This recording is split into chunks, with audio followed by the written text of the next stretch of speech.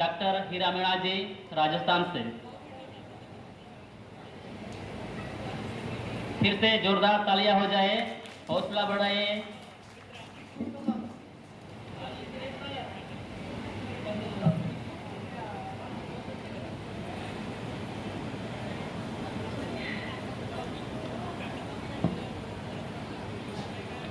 जय सेवा, जय जोहार, जय आदिवासी और आप सबकी जय हो।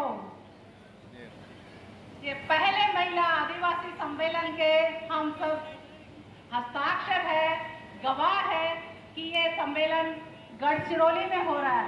गढ़चिरौली महाराष्ट्र का वो सेंसिटिव इलाका है जिससे सरकारें भी कांपती है यहाँ आने से, और यहाँ पर पहला महिला साहित्यिक सम्मेलन होना हम सब के लिए, पूरे भारतवर्ष के आदिवासी समाज के लिए बहुत गर्व की बात है कि हम सब महिलाएं इस गढ़चिरौली में अपने साहित्य के साथ, अपनी भाषा के साथ, अपनी संस्कृति के साथ, अपनी अस्मिता के साथ बड़े शांतिपूर्ण तरीके से यहाँ ये सम्मेलन का आयोजन कर रहे हैं।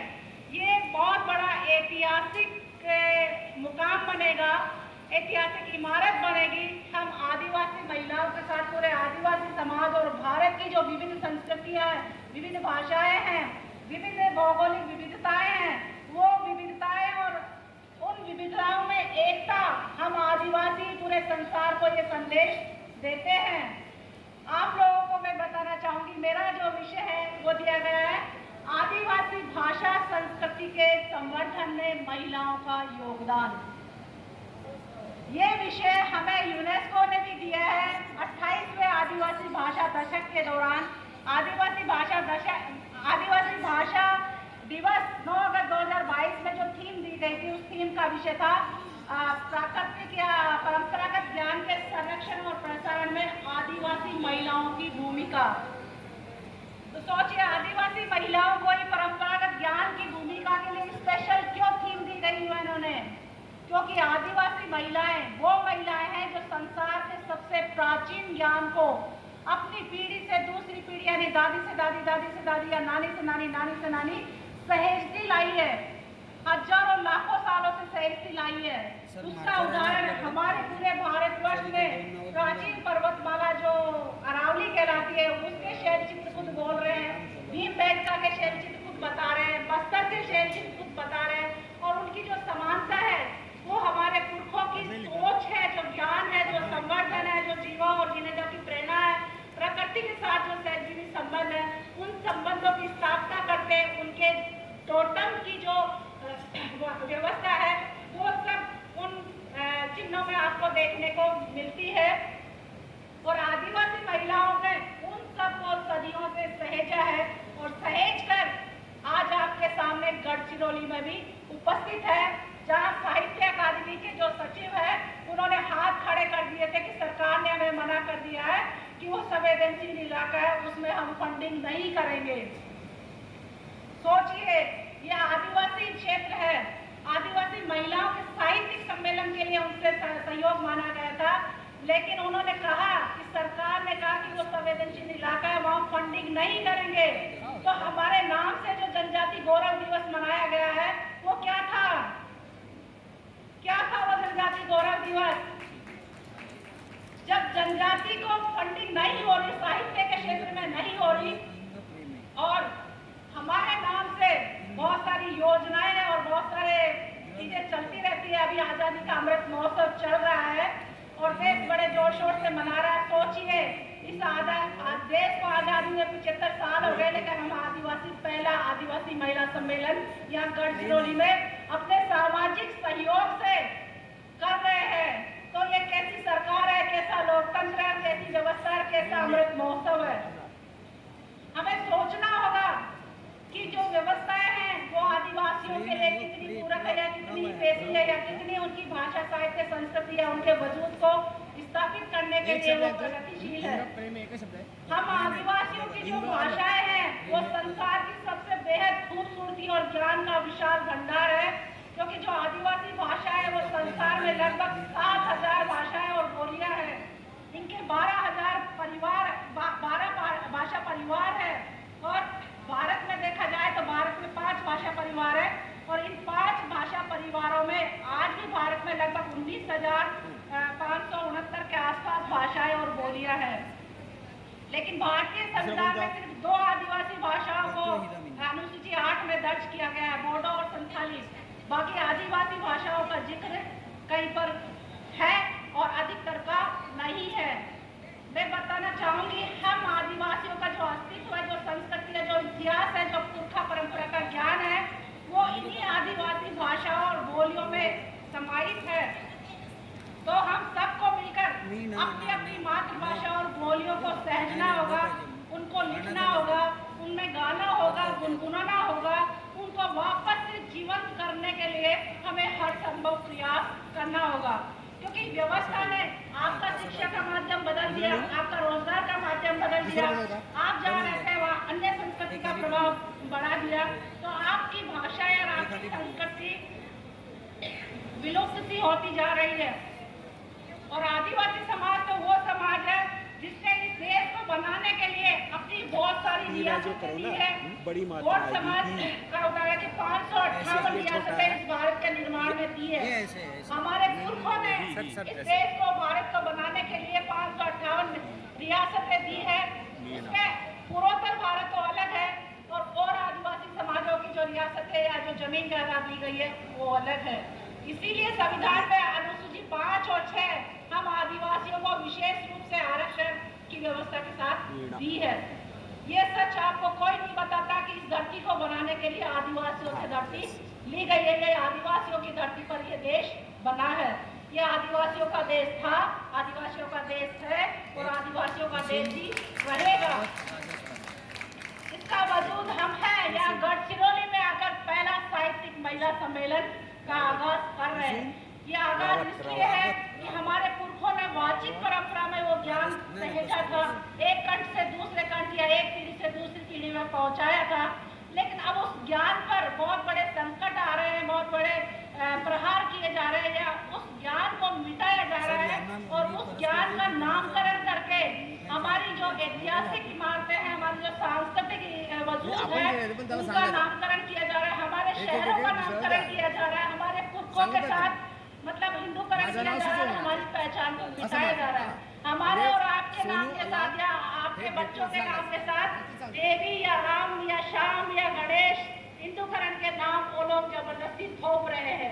तो आपको अपना वजूद बचाना, अपनी भाषा बचानी है, अपना संस्कृति बचानी है, तो आप अपने नाम, अपने पुरखाओं, अपनी मातृशक्तियों और प्रकृति के अनुरूप रखिए, ताकि हम पुरखों की परंपराओं का अनुसरण कर सके।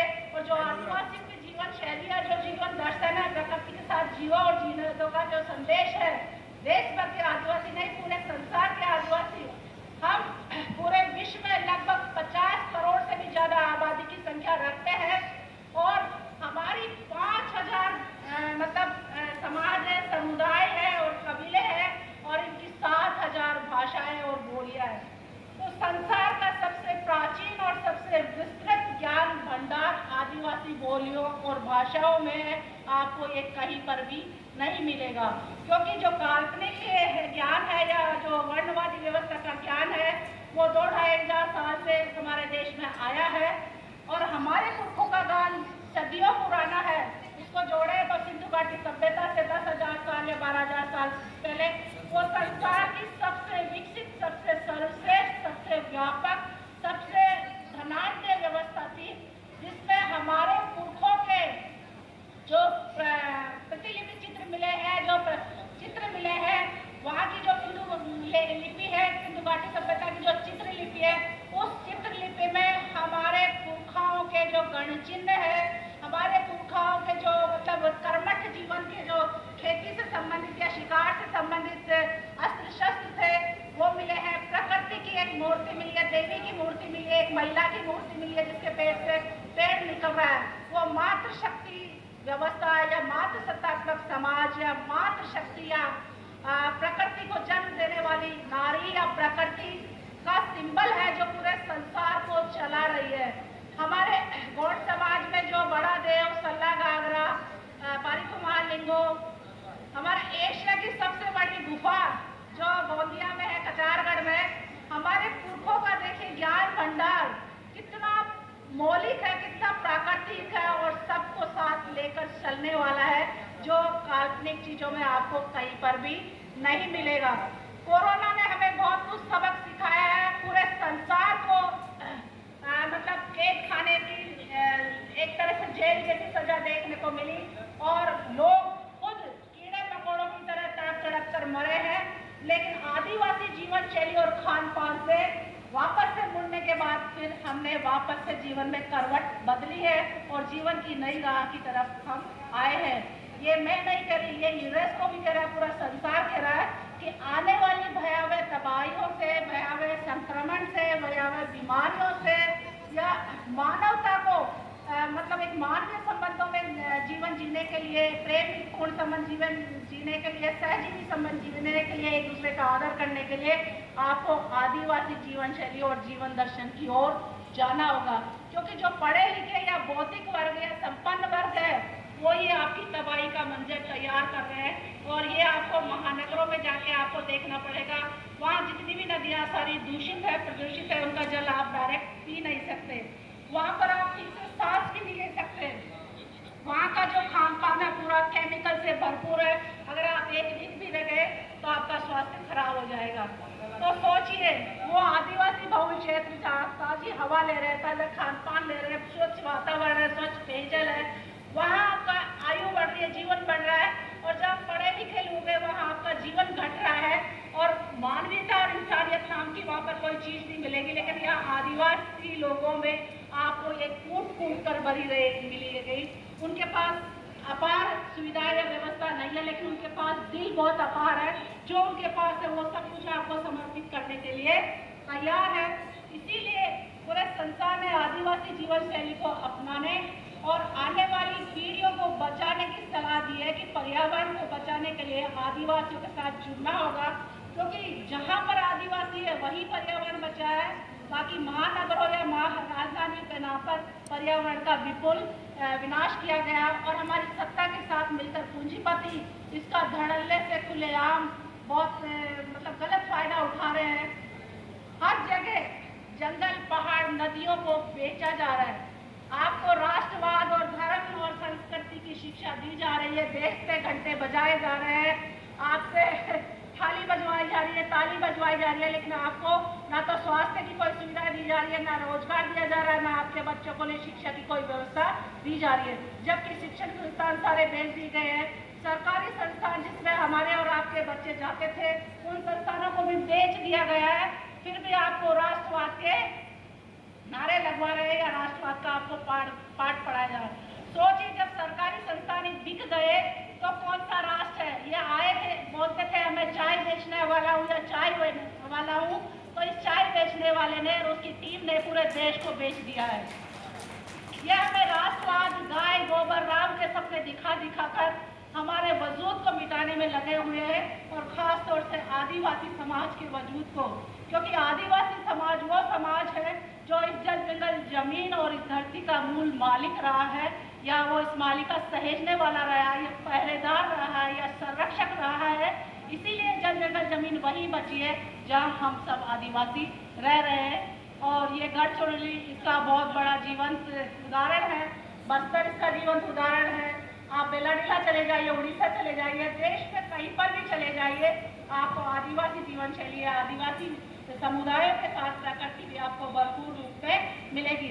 कश्मीर में 270 हटाकर हम सबसे देश प्रेम की वाहवाही लूट ली, लेकिन जो 271 है हमारे आदिवासी बहन भाइयों के ऊपर, वो बहुत बड़ा खतरा सरकार द्वारा लाया जा रहा है। 271 में हमारे जो पूर्वोत्तर के राज्य हैं, या अनुसूची 6 वो आती है, अब उसमें भी बदलाव के संकेत दिए जा रहे हैं। हमारी अनुसूची 5 और में भी काफ़ी बदलाव करके आपको जनजाति गौरव दिवस या 15 नवंबर 2022 के नाम पर आपको पैसा कानून खाली करके दे दिया गया है। तो सोचिए, आपकी शक्तियाँ कहाँ बची है, क्या व्यवस्था बची है?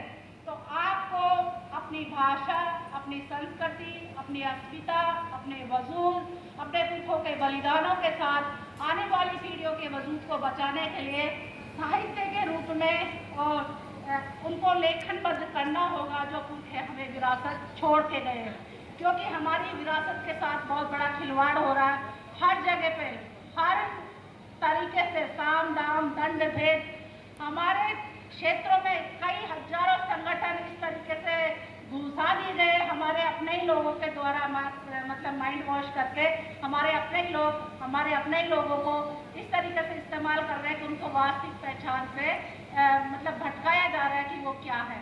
हम आदिवासी थे, हम आदिवासी हैं और हम आदिवासी ही रहेंगे। हम आदिवासी वर्णवादी व्यवस्था में नहीं आते, हिंदूवादी व्यवस्था में नहीं आते। वर्णवादी व्यवस्था हिंदुओं की व्यवस्था है जिसमें ब्राह्मण, क्षत्रिय, वैश्य, शूद्र 4 वर्ण हैं। तो आप इन 4 वर्णों में कहीं आते हैं? नहीं आते ना। इसीलिए ब्रिटिश गवर्नमेंट ने हमें 1841 से लेकर और 1941 तक या 51 तक हमें जनगणना कॉलम कोड दे रखा था, जिसमें हम आदिवासियों की जनगणना होती थी। लेकिन देश में संविधान के नाम पर या आज़ादी के नाम पर हमें जनजाति के रूप में दर्ज करके संविधान में हमारी पहचान एसटी के रूप में दर्ज की गई और 61 में वो जनजाति का जो कॉलम था वो भी खत्म करके अदर्स का डाला गया। फिर वो अदर्स का कॉलम भी हटा दिया गया है। अब सिर्फ हिंदू, मुस्लिम, सिख, ईसाई, जैन, बौद्ध ये कॉलम बचे हैं। हमारे और आपके लिए कोई कॉलम नहीं है। इसीलिए जो भी हम फॉर्म भरते हैं स्कूल का, कॉलेज का या किसी कागजात का, जमीन जायदाद का या सर्विस का, उसमें एक कॉलम आता है आपके धर्म का। तो हमारे पास कॉलम नहीं है, इसीलिए हम हिंदू को टिक करते हैं। अगर वो फॉर्म में टिक नहीं करेंगे तो वो फॉर्म कहीं भी एक्सेप्ट नहीं होगा और आगे की कार्रवाई आपकी वहीं पर ही रुक जाएगी। इसीलिए पूरे देश भर में मैं मैडम को सल्यूट करना चाहूँगी जो डॉक्टर जोराम यालाम अरुणाचल प्रदेश से आई है। वो पहली महिला है जिन्होंने अरुणाचल से अपने सीएम को ज्ञापन दिया था कि हमें ट्राइबल कॉलम चाहिए। दूसरी महिला मैं खुद हूँ राजस्थान से। मुझे बेहद गर्व है कि मैं इस आदिवासी समाज की एक कड़ी के रूप में बनी हूँ और पुरखों की आबो हवा ने मुझे वो शक्ति या वो दी है हुनर कि मैं सबको जोड़ रही हूँ और ट्राइबल कॉलम की मैं डिमांड कर रही हूँ। तो आप और हम सब मिलकर आदिवासी साहित्य महिला सम्मेलन के साथ हम अपने पुरखों के बलिदानों, उनके संघर्षों और हमारे अपने व्यक्तिगत जीवन संघर्षों, हमारे प्रथम सत्र में जो महानुभाव, जो महान वीरांगनाएं बैठी गई थी, नजुबाई गावे, वो अपनी नंदाबाई भील, मैं सलूट करती हूँ ऐसी वीरांगनाओं को कि वो जंगल पहाड़ में रहकर अपनी संघर्ष, वो मैडम सामने जोहार करती हूँ, सेवा जोहार करती हूँ मैडम। मैं बहुत गौरवान्वित हूँ आप सबसे मिलकर। आप सबसे हमें अपार ऊर्जा मिल रही है और इस ऊर्जा में हम आने वाली पीढ़ियों के वजूद को और अपने वजूद को भी स्थापित करके जाएंगे लेखन के माध्यम से भी। और हमारे समाज की राष्ट्रपति के रूप में संथाली समाज से जो राष्ट्रपति चुनी गई है वो हमारे लिए बेहद खुशी का पर्व और गर्व का एक बहुत ऐतिहासिक सिंबल है कि आज़ादी के 75 साल बाद आदिवासी समाज से कोई राष्ट्रपति पद तक पहुंचा है। लेकिन सबसे बड़ी विडंबना है कि आदिवासी दिवस पे उन्होंने किसी को कोई बधाई आदिवासी दिवस की नहीं दी है, क्योंकि वो आदिवासी समाज और आदिवासी वजूद की मानसिकता की नहीं है, वो आरएसएस के वजूद और आरएसएस की मानसिकता की है। वो गायत्री परिवार के इशारों पे चल रही है। इसीलिए उन्होंने राष्ट्रपति भवन में मंत्रोच्चार वाली एक विधियां दिखाई थी। राष्ट्रपति का नाम उनका चयनित होते ही मंदिर में झाड़ू लगवाई थी। तो क्या आप झाड़ू लगाने के लिए बने हैं? व्यक्तिगत काम हमारी महिलाएं सारे करती है, जंगल, पहाड़, नदी, पेड़, जानवर, बड़े बुजुर्ग सबका काम करती है। तो क्या प्रदर्शन के लिए करती है? वो सब कुछ करते हुए कोई प्रदर्शन नहीं, लेकिन राष्ट्रपति ने वो प्रदर्शन किया कि आपको हिंदूवादी व्यवस्था में ऐसे धीरे धीरे डाला जाएगा। हमारे पुरखों ने बहुत बलिदान दिया है, इसीलिए आदिवासी क्षेत्रों में सबसे बड़े बलिदान स्मारक बने हुए हैं। 250 आज़ादी के 250 साल पहले से हमारे पुरखे लड़ते रहे हैं। इसीलिए 1871 में आदिवासियों के ऊपर क्रिमिनल ट्राइब एक्ट लगा था, किसी और वर्ग या धर्म या संप्रदाय के ऊपर नहीं लगा था। क्यों?